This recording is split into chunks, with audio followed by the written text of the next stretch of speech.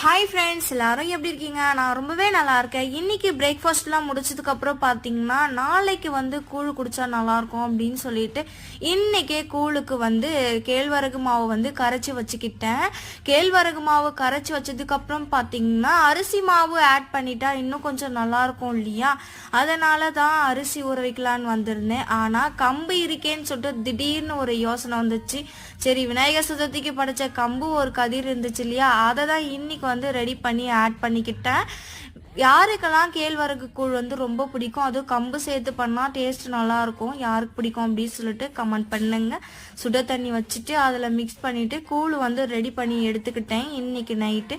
அப்புறம் பார்த்தீங்கன்னா நைட்டுக்கு டின்னருக்கு பார்த்தீங்கன்னா சிக்கன் ரைஸ் தான் சாப்பிட்ருந்தேன். சிக்கன் ரைஸ் டேஸ்ட் நல்லா இருந்துச்சு. மாமா ரைஸ் வாங்கிட்டு வந்திருந்தாங்க.